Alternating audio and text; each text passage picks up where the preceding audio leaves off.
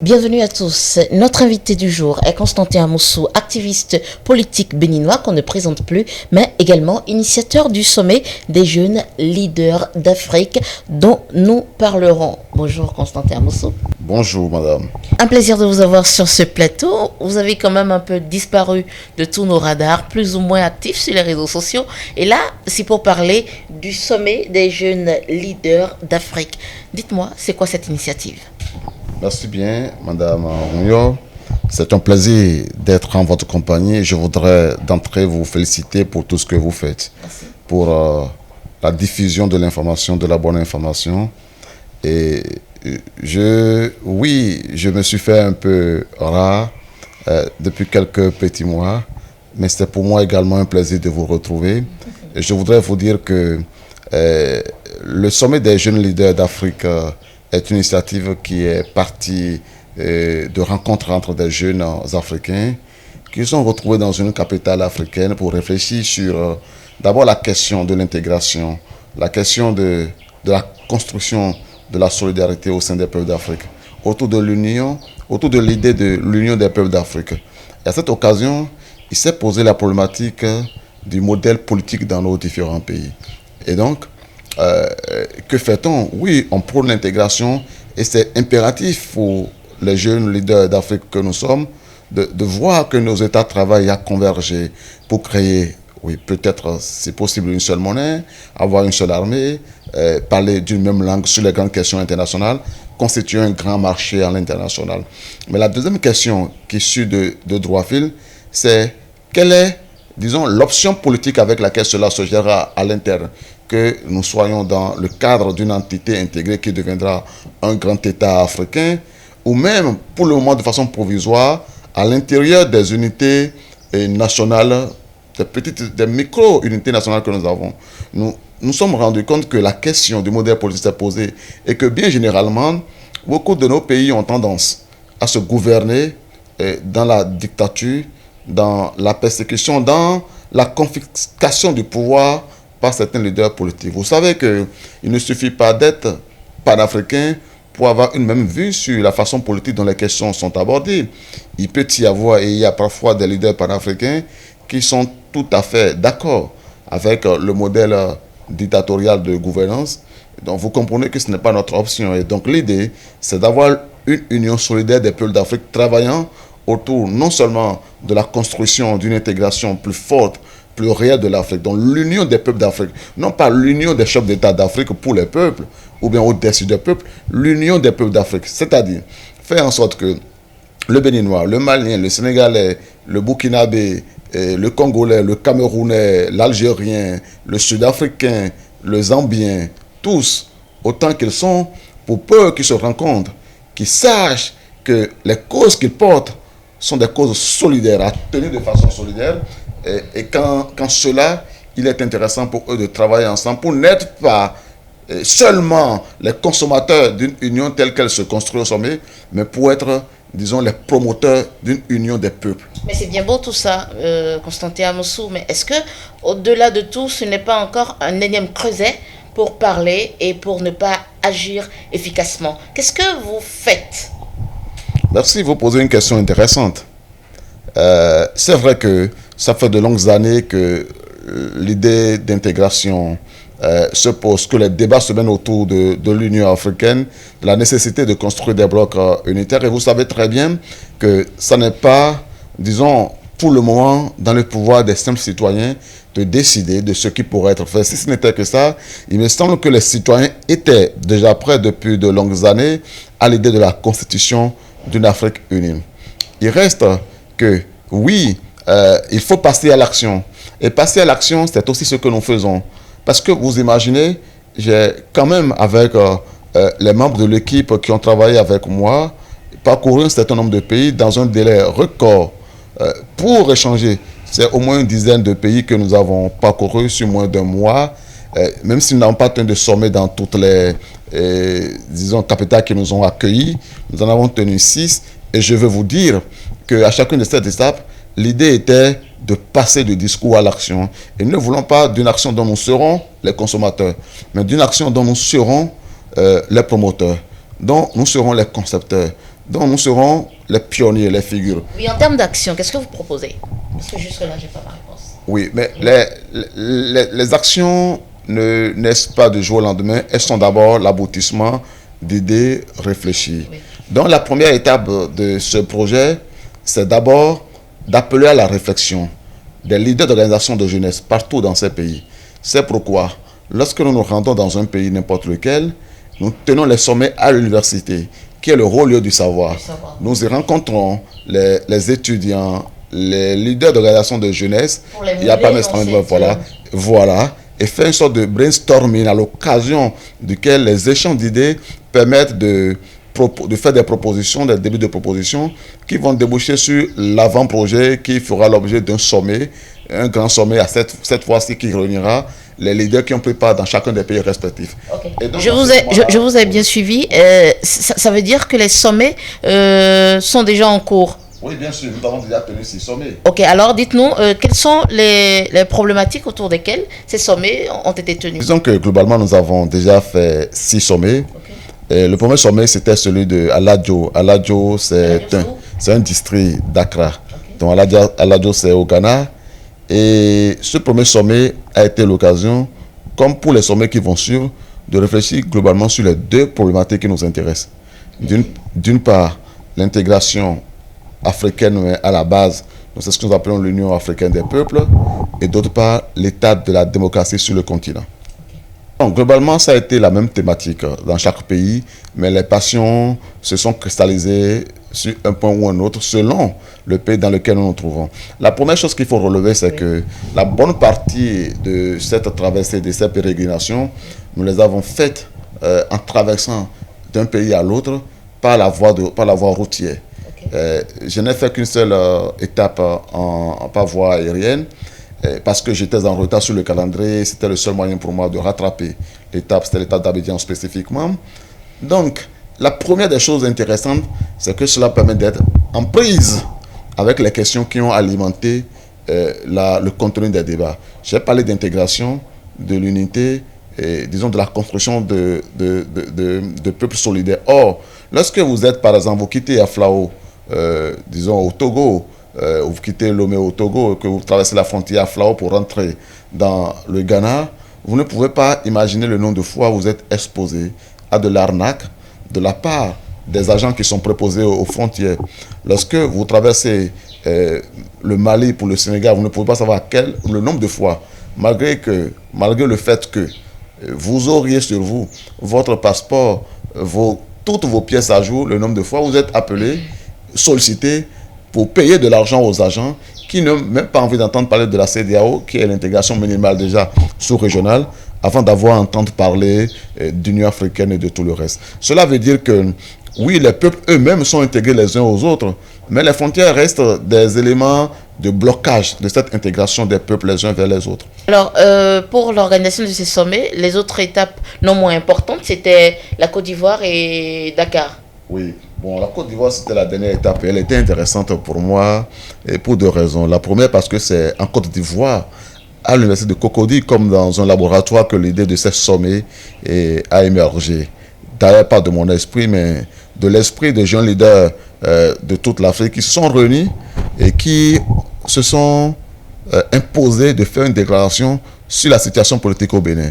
Et c'est ensuite que nous avions décidé d'aller au-delà d'une déclaration et de rentrer dans une dynamique qui construise un message politique africain qui ne soit plus seulement le message d'intervention en période de crise, mais un message panafricain sur la construction de l'Union africaine des peuples. Deuxièmement, Abidjan était important parce que c'était l'étape où il fallait clôturer et ça tombait sur une date qui célèbre une figure panafricaine mondiale qui est une figure de la résistance, une figure de l'engagement. Je veux entendre le président Nelson Mandela le 18 juillet. Donc ça a été très particulièrement intéressant pour nous. Ensuite, je ne parlerai pas du sommet de Dakar qui a été un excellent sommet organisé, qui s'est tenu à l'université Cheikh Anta Diop et à Bamako. Mais voilà, Cheikh Anta Diop, c'était très intéressant parce que c'est là où nous avions réuni le plus grand nombre de nationalités, une dizaine de nationalités au moins, avec la présence active du président de la Fédération des étudiants stagiaires d'Afrique, présent à Dakar, c'est toutes les nationalités, mais une dizaine étaient représentées à l'occasion du sommet, avec aussi le concours des Béninois. Et je dois dire qu'à chacune des étapes, une chose était restée présente. Ce n'est pas ça, ce n'est pas particulier à Dakar. Ça a été partout. J'ai pris le soin de rencontrer la communauté béninoise. Et enfin, j'ai fait des déplacements assez significatifs parce que je me suis porté, comme vous avez pu le voir dans les images, sur les lieux symboliques de la révolution d'octobre à Ouagadougou. Lorsque vous rentrez, par exemple, et ça c'est très important à relever, lorsque vous rendez sur le site qui abritait le Parlement, vous verrez que tout est resté en l'état. C'est-à-dire, le Parlement est saccagé, mais les véhicules qui étaient là ce jour, qui ont été brûlés, sont restés dans la place où ils ont été brûlés, dans la position où ils ont été brûlés, et c'est devenu à peu près comme le musée de la colère du peuple de Ouagadougou, en fait, du peuple burkinabé. Du coup, lorsque vous allez, que vous regardez cela, ça vous parle un peu comme un message que le peuple de Burkina Faso a adressé, non pas seulement en tant que Burkinabé, mais au peuple du monde entier pour leur dire, lorsque vous avez un pouvoir et que vous en abusez, un jour la colère du peuple pourrait s'élever contre vous. Est-ce qu'au cours de ces étapes, vous avez été quand même en contact avec les politiques? Parce que c'est dans des États. Oui, bien sûr. Okay. Ouais, oui, j'avoue que c'est une question plutôt sensible, mais je peux vous dire que la première idée, c'est de rencontrer les jeunes leaders, dont certains sont des militants de partis politiques, dont d'autres sont des activistes politiques. Mais dans certains pays, nous avons été amenés à rencontrer des autorités politiques, notamment, je vous cite un cas, parmi tant d'autres, le Burkina Faso. Oui, voilà, le Burkina Faso. Et ça, cela a été intéressant, c'était intéressant à citer parce que quand je suis arrivé à Ouagadougou, c'était dans des conditions assez compliquées. Je passe les détails, mais j'ai voulu rencontrer au moins deux ou trois catégories de personnes. D'abord, les acteurs de la crise, enfin, je vais dire, les acteurs de la révolution du 30 octobre à Ouaga. Et à cette occasion, une personnalité était devenue, disons, une figure incontournable pour moi. Le député burkinabé Alessandre Sankara, membre du parti uni, parti sankariste, qui, 2 semaines auparavant, s'était porté le défenseur de la cause du Bénin à la tribune du Parlement de la CEDEAO en mettant l'accent sur les élections non inclusives qui se sont tenues au Bénin et sur les conséquences, sur les inconvénients que cela, disons, déclenchait sur la paix dans le pays. Mais voilà, donc globalement, la stabilité, globalement, il était essentiel pour moi d'aller échanger avec celui-là qui, oui, se faisait en tant qu'Africain, non pas le porteur de la seule cause de son pays, mais de la cause démocratique des autres pays d'Afrique. Le sujet qui a dominé le sommet et qui se redonne de façon transversale sur la question du modèle politique, c'était au-delà de la question de façon générale, une préoccupation sur le sort du Bénin. Parce que vous le savez, le Bénin longtemps a été le phare de la démocratie sur le continent africain. Et ce qui advient dans notre pays était une question d'intérêt pour les autres démocraties en Afrique et plus encore pour nos compatriotes qui voulaient comprendre ce qui se passait au pays. Donc il fallait leur expliquer comment nous en sommes arrivés là, de sorte que même de là où ils sont, ils puissent travailler à être les acteurs du renouvellement de l'esprit politique, qui est un esprit de paix, un esprit de démocratie, un esprit de construction, de l'unité nationale. Et justement, puisque vous restez très attaché au choix d'un modèle politique qui respecte les acquis démocratiques, je ne vais pas manquer de vous interroger sur les derniers développements de l'actualité au Bénin, dont la main tendue du chef de l'État. Oui, vous savez, c'est une question qu'il faut prendre avec des pincettes. Je vais vous dire ce que j'en pense. Lorsque vous regardez la forme dans laquelle le chef de l'État a adressé sa demande aux partis politiques de l'opposition, lorsque vous voyez les antécédents en cette matière sur les appels à l'opposition et les suites qui s'en sont suivies, lorsque vous regardez comment la presse ou les activistes pro-gouvernementaux abordent la question, lorsque vous voyez le contenu réduit, le contenu minimal sur lequel le chef de l'État a dit vouloir échanger, à savoir le certificat de conformité, qui n'était plus urgent, qui n'était même plus important, parce que déjà ce n'était pas dans la loi d'une part, et ensuite parce que c'était une pièce spéciale pour les élections législatives passées dont je pense qu'elles n'ont pas eu lieu réellement. Ça, c'est mon point de vue. On a des raisons d'être réservés. Là-dessus, je vais dire quand même que c'est un piège, mais c'est un piège dans lequel, selon moi, les partis d'opposition devraient, ont bien fait pour ceux qui ont répondu, d'avoir répondu, et peut-être n'ont pas mal fait non plus pour celui d'entre eux qui n'a pas répondu. Parce qu'en ne répondant pas pour l'un d'entre eux et en répondant pour les autres, ils offrent une palette d'ouverture qui permet de savoir à l'avenir si celui qui n'a pas répondu avait raison ou si c'est ceux qui ont répondu qui ont eu raison. Mais dans les deux cas, vous comprendrez que aujourd'hui, la grande idée telle que cela se perçoit en analysant la fameuse main tendue, ce soit que le chef d'État soit en train de piéger l'opposition en se disant, si je le fais, dans les formes où je le fais, il y a les hypothèses suivantes. Première hypothèse, ils vont rejeter, ils ne vont pas venir. S'ils ne viennent pas, je dis je clos, et je dirai à la communauté internationale, j'ai voulu faire le dialogue et l'opposition a refusé, voilà. Deuxièmement, il dit, ok, malgré ça, ils me surprennent, ils arrivent. S'ils me surprennent et qu'ils arrivent, je vais refuser de discuter sur ce qui les intéresse. À cette étape, ils vont boycotter, ils vont peut-être se lever, ils vont arrêter tout. Et je vais m'en prévaloir pour dire, nous avons commencé les échanges et à un moment donné, l'opposition a claqué la porte. Puis, il continue. Ça, j'essaie de revoir un peu l'esprit. En se disant, ok, quand j'arrive à cette étape, certains sont prêts à continuer la discussion sans poser de préalable. Qu'est-ce que je fais? Et je dis, je prends ceux qui sont prêts à faire la discussion sans les préalables et je laisse les autres de côté. Quand je fais ça, j'aurai déjà acquis que l'opposition est divisée. Et c'est à cette étape-là que nous sommes aujourd'hui. Il y a ceux qui sont prêts à discuter sans préalable. Il y a ceux qui posent les préalables comme principe avant de discuter. Il y a ceux qui peuvent peut-être devenir sensibles à la proposition du chef de l'État, peut-être pour telle ou telle raison que nous ne connaissons pas, et rentrer dans le jeu sans préalable, sans principe, sans rien du tout. Et dans tous les cas, on sera advenu à un schéma où l'opposition n'est plus unie. Et ça, surtout, va servir toujours l'intérêt de celui qui aura pris l'initiative. Donc, nous sommes en plein, de mon point de vue, dans un schéma de ruse. Mais comme je le pense, quand une personne rusée pourrait ou veut vous prendre, il faut rentrer dans son schéma de ruse aussi. Il faut accepter le jeu, il faut rentrer dans la discussion, il faut échanger.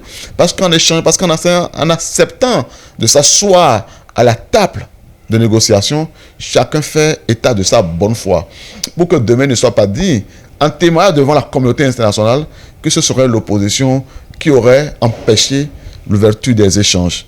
C'est cela que je crois. Actuellement, le parti auquel vous appartenez est en train également de lutter contre cette disposition qui n'aimerait plus, en fait, si on doit le dire clairement, que Sébastien Diavon garde le lead du parti USL. Qu'en dites-vous? Comme je vous ai dit, c'est l'une des raisons, c'est l'un des éléments qui prouvent que l'idée c'est d'éliminer des leaders politiques. Et vous voyez très bien, on peut se rappeler cette description de la vie politique faite par le chef de l'État à la veille des élections.